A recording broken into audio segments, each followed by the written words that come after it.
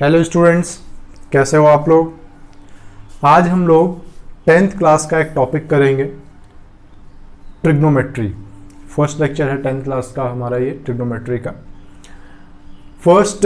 इससे पहले कि हम लोग क्लासेस में कोऑर्डिनेट ज्योमेट्री वगैरह पढ़ी है, कोऑर्डिनेट ज्योमेट्री हमने पूरा कंप्लीट कर दिया था। आज स्टार्ट करते हैं ट्रिगोनोमेट्री से। सबसे पहले जानते हैं कि ये ट्रिग्नोमेट्री होता क्या है ट्रिग्नोमेट्री। देखिए, मैं इसकी डेफिनेशन से शुरू करता हूं। देखिए, ये 3 वर्ड से मिलके बना है बच्चों, ट्राई, गोनो और मेट्री। देखो, ट्राई, गोनो, मेट्री, इसको कंप्लीट अगर हम तीनों को कंबाइन करेंगे तो ट्रिग्नोमेट्री होगा। ट्राई मीन्स होता है 3, गोनो मीन्स साइड्स और मेट्री मतलब कि मेजरमेंट। तो इससे हमारे को ये अंदाजा लग रहा है कि 3 साइड्स मेजरमेंट, 3 साइड्स मतलब ट्रायंगल, 3 साइड से बाउंडेड फिगर को हम ट्रायंगल कहते हैं। तो 3 साइड से बाउंडेड फिगर के मेजरमेंट के बारे में हम लोग यहाँ पे पढ़ेंगे। अब मेजरमेंट में हम उसका एरिया फाइंड कर सकते हैं, उसका पेरीमीटर फाइंड कर सकते हैं, एंगल फाइंड कर सकते हैं, ठीक है, या 2 साइड दिया हो तो तीसरी साइड फाइंड कर सकते हैं। तो बहुत कुछ कर सकते हैं, लेकिन इसमें एक स्पेशल केस के बारे में पढ़ना है। वो स्पेशल केस को जब हम जिस मैथमेटिक्स के जिस ब्रांच में पढ़ते हैं उसको ट्रिग्नोमेट्री कहते हैं। देखिए, अब मैं इसको डिफाइन करता हूं। It is that branch of mathematics in which we study the relationship of the angles of a triangle with its sides is called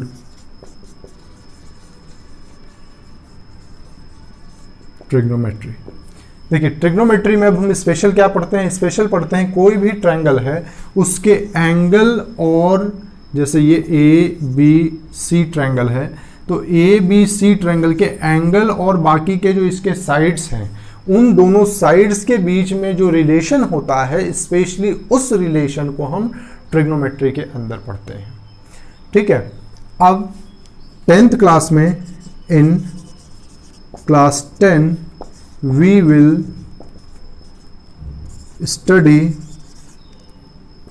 only for right angled triangles.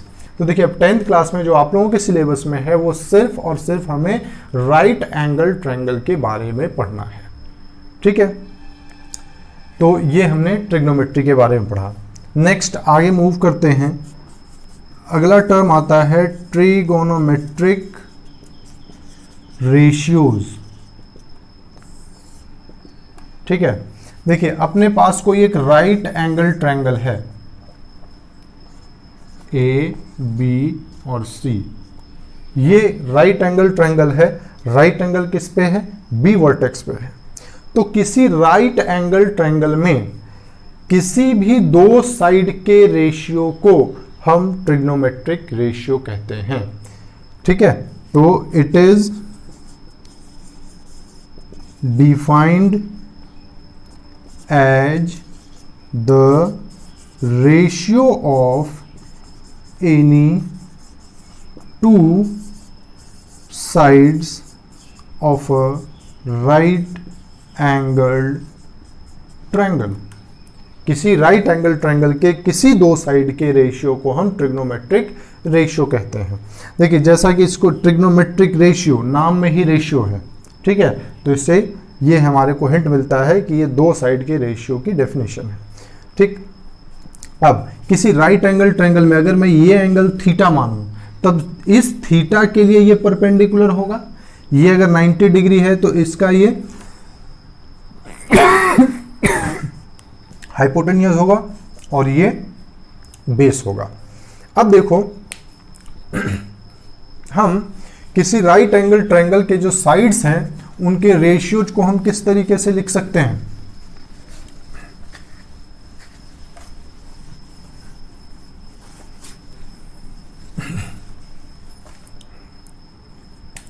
ये है अपना कोई राइट एंगल ट्रायंगल, थीटा के लिए perpendicular है, 90 degree के लिए hypotenuse और ये बेस। तो देखिए कोई राइट एंगल ट्रायंगल है, इसके रेशियो को हम कैसे लिख सकते हैं? देखिए मैं P और H का रेशियो लिख सकता हूं, ठीक, और H और P का इसका रेसिप्रोकल कर सकते हैं तो रेशियो चेंज हो जाएगा। फिर B और H का, H और B का, P और B का, B और P का, ठीक है। देखिए P और H, H और P, B और H और H और B, P और B, B और P, यही 6 तरीके हैं। इसके अलावा 7वां कोई तरीका तो पॉसिबल है नहीं कि रेशियो लिखें, ठीक है। अब इन हर एक रेशियो के लिए हमने एक स्पेशल नाम असाइन किया है। देखो जब P और H का रेशियो लिखोगे तो इसको हम साइन कहेंगे, ठीक है। साइन, ये कोसेकेंट कहलाता है, ये कोसाइन कहलाता है और ये सेकेंड कहलाता है। इसको टेंजेंट कहते हैं, इसको कोटेंजेंट कहते हैं।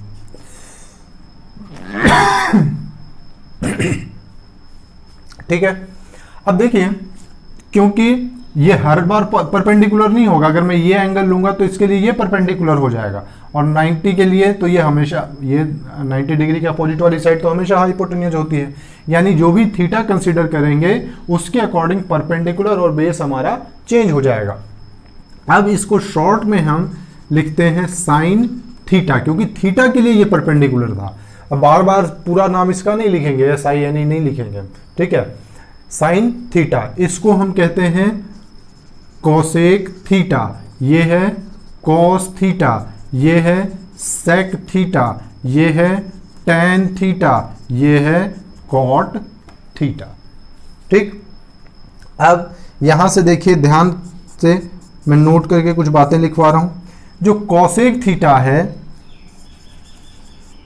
उसको हम 1 साइन थीटा लिख सकते हैं, इसका रेसिप्रोकल था, बहुत सिंपल है। यानी कि देखो आपके पास क्या रिजल्ट मिला, sine theta into cosec theta is equal to 1, ठीक है। Similarly cos theta into sec theta is 1 और फिर tan theta into cot theta is 1। तो ये 3 रिलेशनशिप्स आपको याद रखना है, ठीक है। तो पहली बात तो ये याद रखनी है। सेकंड, अब देखो जो हमारा टेन थीटा है ये क्या है, P अपॉन B है। Tan theta is P upon B। मैं इसको P upon H divided by B upon H लिख सकता हूं। P upon H divided by B upon H, दोनों को मैंने इससे डिवाइड किया तो हम क्या देख रहे हैं यहां पे, ये बन गया sine theta upon cos theta. यानी कि देखिए टेन थीटा क्या होता है, ये साइन अपॉन कॉस होता है। अब क्योंकि कॉट जो है वो टेन का रेसिप्रोकल है तो इसको हम लिखेंगे cos theta upon sine theta, ठीक है। टेन थीटा है साइन अपॉन कॉस और कॉस है, कॉट है कॉस अपॉन साइन। अब आज के लेक्चर में हम लोगों ने इतना पढ़ा है और इस पे बेस्ड अब हम कुछ क्वेश्चंस करेंगे। देखिए अब ये आपको याद रखना पड़ेगा और क्वेश्चन की आप प्रैक्टिस करोगे, 8-10 क्वेश्चंस कर लोगे तो ये आपको इजीली याद भी हो जाएगा। और अगर याद नहीं होता है तो, अगर याद आपको नहीं होता है तो मैं इसका एक आपको ट्रिक बताता हूं। देखिए ट्रिक ये है, आप लिखोगे P, B और P, H, H और B। कैसे? पाकिस्तान भूखा प्यासा,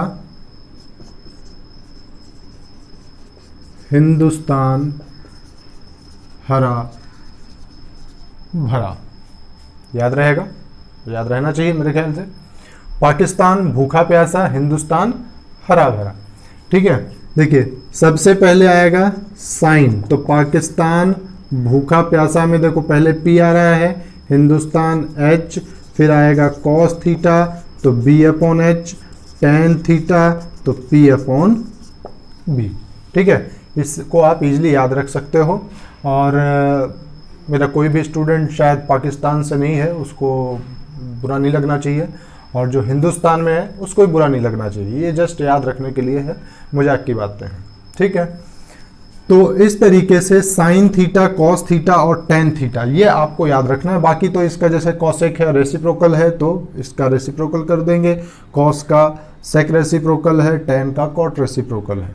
तो इस तरीके से आप याद रख सकते हो। अब हम इसके क्वेश्चन पे मूव करते हैं।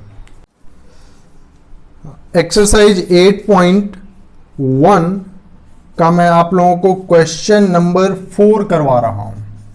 फर्स्ट, सेकंड, थर्ड आप लोग अपने आप ट्राई करना। क्वेश्चन नंबर 4 है, कह रहा है given 15 cot A is equal to 8, then find sin A and sec A। देखिए 15 cot A यानी कि cot A is equal to क्या दिया हुआ है 8 अपॉन 15। अब cot किसका रेसिप्रोकल होता है, tan का, तो मैं ऐसे भी लिख सकता हूं tan A इज 15 अपॉन 8। देखिए किसी राइट एंगल ट्रायंगल में ये अपना A है, यानी कि एंगल A के लिए angle for angle A perpendicular as 15 और बेस एज 8, क्योंकि tan थीटा क्या होता है, tan थीटा क्या था, पाकिस्तान भूखा प्यासा, हिंदुस्तान हरा भरा, तो tan तीसरे नंबर पे आता है, साइन कॉस और tan P अपॉन B, तो P अपॉन B था। तो अब देखिए tan थीटा परपेंडिकुलर और ये बेस। देखो ऐसा भी तो हो सकता है कि tan थीटा अपना ये परपेंडिकुलर अपना 30 हो और बेस 16 हो, तो अभी भी 30 अपॉन 16 करेंगे तो रेशियो 15 अपॉन 8 ही आएगा। सही, ऐसा भी हो सकता है, या ऐसा भी हो सकता है कि ये 45 हो और ये 24 हो, क्योंकि रेशियो दिया हुआ है 15 और 8, ये नहीं दिया हुआ है कि परपेंडिकुलर ही 15 है या बेस ही 8 है, ऐसा नहीं है। तो जब भी हम इस टाइप का क्वेश्चन करेंगे बच्चों, तो हम क्या लिखेंगे कि परपेंडिकुलर जो है वो 15K होगा और बेस जो है वो 8K होगा। मान ली कि रेशियो में जो है K मिक्स है, तो परपेंडिकुलर 15K और बेस 8K। अब इसके अकॉर्डिंग हाइपोटेन्यूज कितना होगा, देखो हाइपोटेन्यूज पाइथागोरस थ्योरम के according p square plus b square. तो देखिए 15 हमारा 15K हमारा परपेंडिकुलर हो गया और बेस हो गया 8K। पाइथागोरस थ्योरम के अकॉर्डिंग अब हम हाइपोटेन्यूज निकाल लेंगे 15K का स्क्वायर प्लस 8K का होल स्क्वायर, तो 225K स्क्वायर 64K स्क्वायर, तो 289K स्क्वायर, जो कि स्क्वायर रूट के बाद 17K आएगा। अब देखिए परपेंडिकुलर अपने पास 15K, बेस 8K और हाइपोटेन्यूज 17K। अब आपको क्या फाइंड करना है, देखिए साइन A, साइन क्या होता था, साइन होता था, साइन फर्स्ट नंबर पे आता था, तो P अपॉन H, तो P 15K upon H 17K, तो यानी K से K कैंसिल होने के बाद 15 अपॉन 17। फिर सेक A, सेक कॉस का रेसिप्रोकल होता था बच्चों, तो कॉस सेकंड नंबर पे आता है B अपॉन H, तो इसका रेसिप्रोकल क्या हो जाएगा H अपॉन B, तो H इज 17K और B है 8K, तो 17 अपॉन 8। तो ये काफ़ी आसान है। फर्स्ट एक्सरसाइज तो आपका बहुत ज़्यादा सिंपल है। जो थोड़ा सा कॉम्प्लिकेटेड होगा वो ट्रिग्नोमेट्रिक आइडेंटिटीज वाला एक्सरसाइज है, वो थोड़ा सा कॉम्प्लिकेटेड है, तो उसको हम करेंगे। अब देखिए फोर्थ क्वेश्चन हमने कर लिया, नेक्स्ट क्वेश्चन अब हम लोग करते हैं। देखिए अब हम लोग 7th क्वेश्चन कर रहे हैं।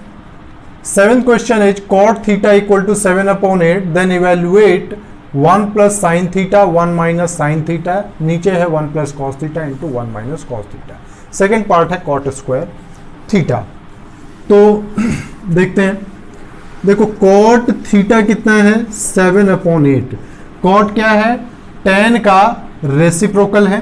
तो tan क्या होता था, देखिए पाकिस्तान भूखा प्यासा, हिंदुस्तान हरा भरा। तो tan थीटा थर्ड नंबर पे आता था P/B, यानी कि कॉट जो है tan का रेसिप्रोकल होता है, या हम इसको ऐसे भी लिख सकते हैं tan theta is equal to 8/7। तो perpendicular as 8K, base as 7K। ठीक है, अब देखिए फर्स्ट पार्ट जो है क्वेश्चन का हम दो तरीके से कर सकते हैं। या तो देखिए अब हाइपोटेन्यूज पहले निकाल लो, 8K का square 64K square plus 49K square, तो ये आ जाएगा 113K स्क्वायर। ऐड करेंगे तो 113 यानी कि रूट 113 और K, तो ये मिल गया। अब यहाँ से आप साइन थीटा क्या लिख सकते हैं, परपेंडिकुलर अपॉन हाइपोटेन्यूज। हाइपोटेन्यूज मिल चुका है रूट 113K, मैंने तीनों को एक साथ लिख दिया है। तो साइन थीटा 8/√113, कॉस थीटा क्या आएगा, बेस अपॉन हाइपोटेन्यूज, तो 7/√113। देखिए साइन की वैल्यू रख दीजिए ये ऊपर में, नीचे कॉस की वैल्यू रख के फिर इसको सिंप्लीफाई कर लीजिए। तो पहला तरीका मेथड वन है अपने पास, इसको देखो a plus B A minus B, A square minus B square की आइडेंटिटी लग रही है। तो ऊपर आ जाएगा 1 माइनस साइन थीटा का स्क्वायर, नीचे 1 माइनस कॉस थीटा का स्क्वायर। देखिए 1 माइनस साइन थीटा का स्क्वायर, इसको हम ऐसे लिखते हैं साइन स्क्वायर थीटा। थीटा के बाद स्क्वायर नहीं आएगा, थीटा के पहले स्क्वायर आता है। ठीक है, 1 minus cos square theta, 1 minus sine square theta is 64/113, नीचे 1 माइनस 49/113। ठीक है, इसको अब हम सिंप्लीफाई कर देंगे और आंसर आ जाएगा। देखिए सेकंड मेथड जो है मेथड 2, ऊपर कितना था 1 प्लस साइन थीटा और 1 माइनस साइन थीटा, नीचे 1 प्लस कॉस थीटा और 1 माइनस कॉस थीटा। ठीक है, हम ऐसा कर सकते हैं कि 1 प्लस साइन थीटा की जो वैल्यू है, साइन थीटा कितनी है 8/√113, और फिर 1 माइनस 8/√113, नीचे 1 प्लस कॉस थीटा था 7/√113 और 1 माइनस 7/√113। अब हम इसको सिंप्लीफाई कर सकते हैं। देखिए एक तरीका और था जो मैं डिस्कस करना चाह रहा था एक्चुअली, लेकिन वो कर नहीं पाया क्योंकि वो अभी ट्रिग्नोमेट्री की एक आइडेंटिटी है। आइडेंटिटीज को यूज करने के बाद हम इसको सॉल्व करेंगे। थर्ड एक्सरसाइज है शायद वो, थर्ड या फोर्थ जो भी हो, उसके बाद हम इसको करेंगे, इस क्वेश्चन को दोबारा करेंगे। ठीक है, क्वेश्चन नंबर 10 करते हैं।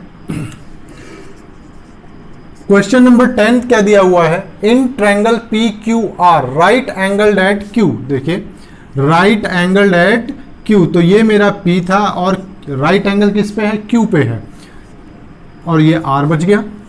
PR प्लस QR, इन दोनों का सम दिया हुआ है 25 एंड PQ इज 5 सेंटीमीटर, तो ये 5 है। अगर मैं इसको x मानूंगा, देखिए दिया हुआ है PR plus QR is equal to 25, तो यानी कि अगर एक x होगा तो दूसरा 25 माइनस x होगा। यहां तक तो हमारे यही समझ में आ रहा है। फिर determine the values of sine P, cos P and tan P। तो साइन P, कॉस P और tan P फाइंड करना है। तो देखिए कुल मिला के हमें परपेंडिकुलर बेस और हाइपोटेन्यूज फाइंड करना है। बेस तो दिया हुआ ही है, ये दोनों फाइंड करने हैं, बाकी हम अपने आप इजीली कर सकते हैं। तो इसके लिए पाइथागोरस थ्योरम यूज कर लेते हैं। तो यूजिंग पाइथागोरस थ्योरम क्या आ जाएगा, देखिए PQ square plus QR square is equal to PR square. यानी कि पी क्यू का स्क्वायर 5 का स्क्वायर आ जाएगा, फिर क्यू आर का स्क्वायर यानी एक्स का स्क्वायर आ जाएगा, और पी आर 25 माइनस एक्स का स्क्वायर। तो ये 25 प्लस एक्स स्क्वायर ये 625 plus x square minus 50x। अब एक्स स्क्वायर से x square cancel, 50x is equal to 625 minus 25 यानी कि 100। तो यहां से हमें x कितना मिल जाएगा, 12 मिल जाएगा। सिंप्लीफाई करने के बाद डिवाइड कर दिया 12 600 अपॉन 50, तो x मिल गया। यानी कि देखिए परपेंडिकुलर किसके लिए, for angle P, perpendicular as x मतलब कि 12, base is 5 and hypotenuse is 25 minus x, कितना आ जाएगा 13। सही है। अब देखिए बुक में क्वेश्चन क्या दिया हुआ था, determine the values of sine p, cos p and tan p। मैंने अपनी तरफ से ये वाला क्वेश्चन, ये वाला जो पार्ट है क्वेश्चन के अंदर, ये मैंने अपनी तरफ से ऐड कर दिया है, cos r। ठीक, तो देख लेते हैं, पहले ये तीनों फाइंड कर लेते हैं जो बुक में क्वेश्चन दिया है। साइन p, बच्चों बताओ साइन p के लिए परपेंडिकुलर, साइन क्या होता है, परपेंडिकुलर अपॉन हाइपोटेन्यूज, तो 12 अपॉन 13 ये आ जाएगा। फिर cos p base upon hypotenuse, तो 5 upon 12, tan p perpendicular upon base, तो tan p perpendicular is 12, base is 5। तो ये हमारा क्वेश्चन सॉल्व हो गया। अब जो क्वेश्चन मैंने अपनी तरफ से क्वेश्चन के अंदर जो पार्ट ऐड किया था, कह रहा also find cos r find करना है। तो देखिए फॉर एंगल r, देखो r के लिए तो ये परपेंडिकुलर होगा, तो for r perpendicular as 5, base as 13, sorry base as 12, ये है बेस, और हाइपोटेन्यूज एज 13। हाइपोटेन्यूज तो सेम रहता है क्योंकि 90 डिग्री के अपोजिट वाला हाइपोटेन्यूज, 90 डिग्री तो चेंज होगा नहीं। तो cos r, cos as base upon hypotenuse, तो बेस कितना है 12, हाइपोटेन्यूज है 13। तो इस तरीके से हम लोगों ने cos r फाइंड कर लिया। बाकी के क्वेश्चंस आप लोग अपने आप ट्राई कर सकते हो, ये मैं आप लोगों को होमवर्क दे रहा हूं। तो होमवर्क इज एक्सरसाइज 8.1। जिन बच्चों को डाउट्स हों वो मुझे व्हाट्सएप पे अपना डाउट शेयर कर सकते हैं, उनका सॉल्यूशन आपको भेज दिया जाएगा। ठीक है, till then bye bye, take care. और जिन बच्चों ने अभी तक हमारा चैनल सब्सक्राइब नहीं किया है, इसको सब्सक्राइब कर लें, हमारे चैनल को लाइक करें और नोटिफिकेशन का बटन जरूर दबाएं, ताकि जितने भी वीडियोस हैं आपके पास ऑटोमेटिकली उसका नोटिफिकेशन आपके पास आ जाए और कोई भी क्लास आप मिस ना करो। Thank you.